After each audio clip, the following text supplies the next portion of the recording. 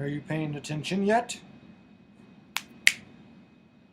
I just wanted to act like the cranky old teacher.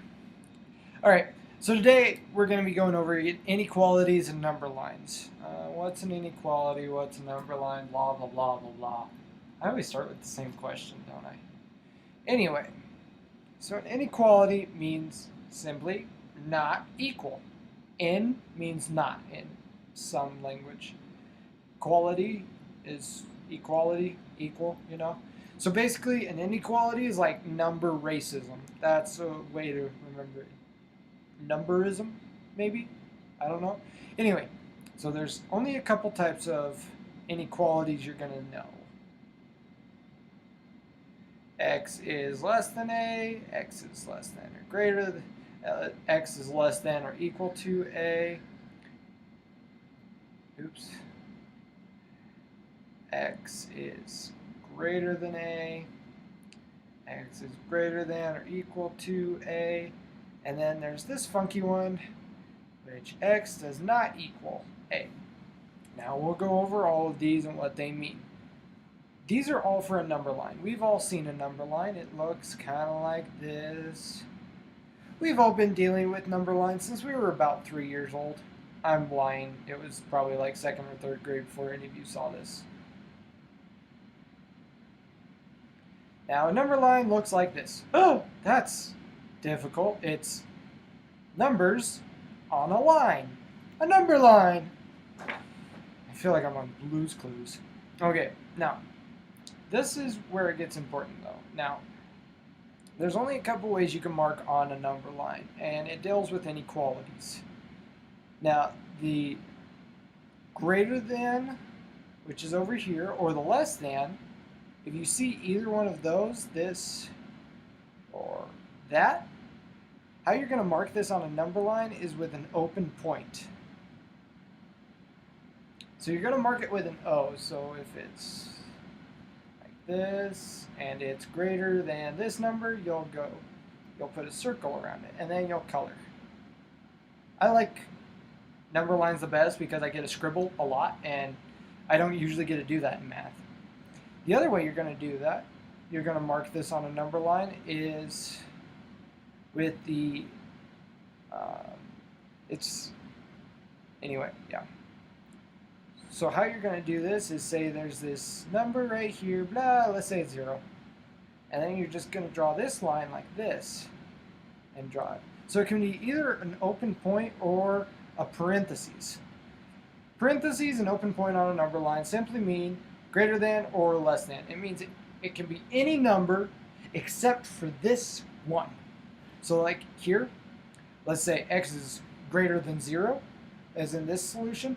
X can be any number, but it can't be exactly 0. It can even be 0.00001, but it just can't be 0. And that's what this open point and the parentheses mean. Now, the other type is the equal to, the less than or greater than and equal to. Now, these are going to be marked with a closed point. So instead of that one, it'll be like this. You'll have your number, and then you'll have a closed dot. And then you'll have your scribbles. Scribbles are fun. The other way you can mark this is, once again, let's say our number is 0, and let's say our number is x is greater than 0. You're going to do it like this. You're going to do brackets instead of parentheses, and then scribble. So it'll look like one of those two.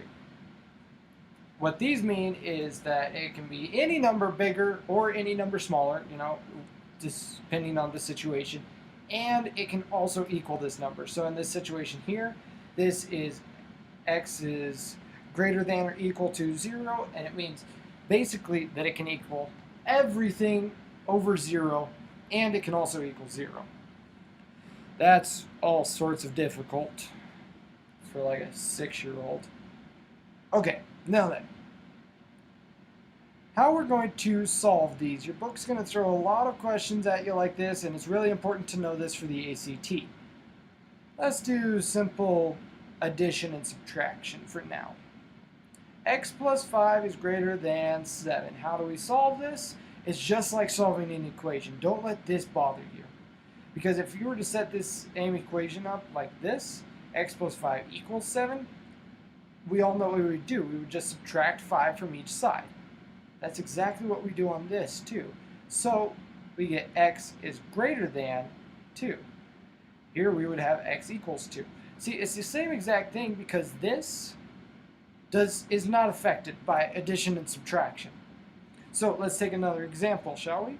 Let's do x minus 5 is greater than 12. All we're going to do is simply add across. So we get x is greater than 17. This part's incredibly simple, but so many people get confused and caught up with this greater than or less than sign. Now, let's do a little bit of multiplication, just to make things confusing. X times 10 is greater than 20. The other way this could be written is just 10x. Now that's going to be the most common way to write it, so we'll keep it like this, and we'll just cross this one out. Now, how would we do this if this was an equals? Well, we would simply divide by 10 on each side. So x is greater than 2. It's really simple, and everything is just about as straightforward as it can get. Now let's divide. X over 5 is less than 10.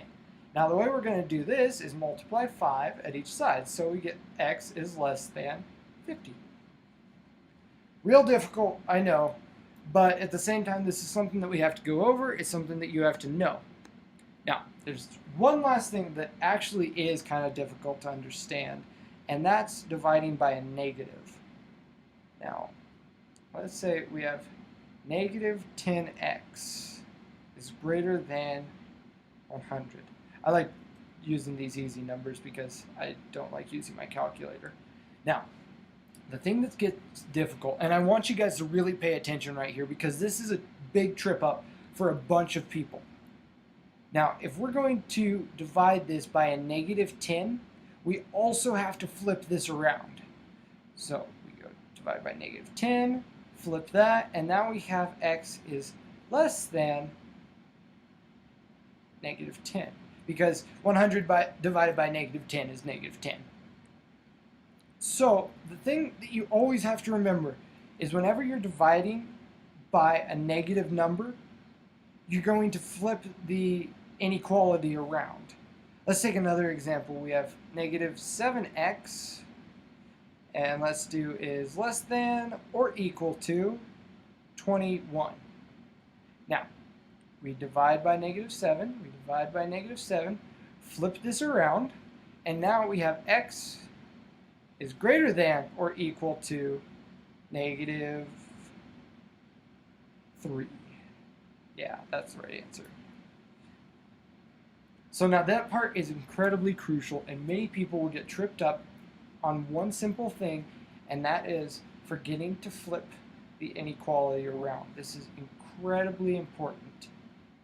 Now, will it affect your entire life? Probably not, but this actually may affect your ACT score 1 or 2 points, which in the long run could honestly be a couple $1,000s.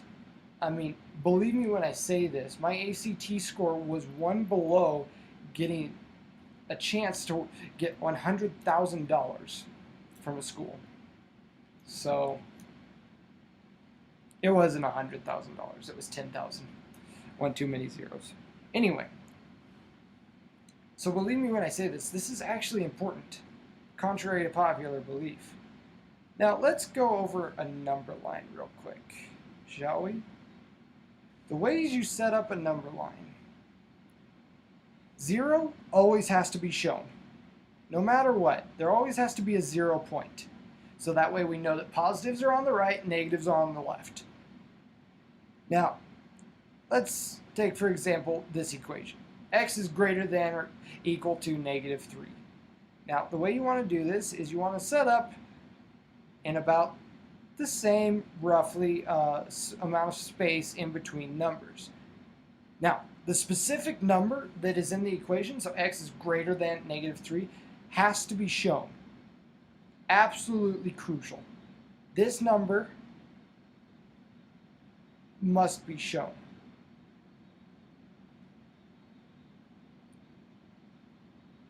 Now, after that, you set your bracket up.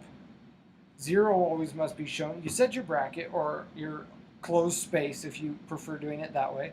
And then you can just kind of scribble in the direction that you notice that needs to be scribbled on. Now, this is just the way I do it to notify my teacher or professor that this is the way it's going. It's greater than. Now, some people are, they're gutsy enough just to put the bracket, and then they're like, well, my professor's smart enough to know that it's going this way. And you're like, okay. But personally, I like doing scribbles because, well, I like doing scribbles. Scribbles are fun. And then it notifies your professor, or one day it might notify the board that this is the way the inequality is going. That's basically it for inequalities and number lines and numberism. So if you need any other help, feel free to rewind the video or go and talk to the man himself, Mr. Hempel.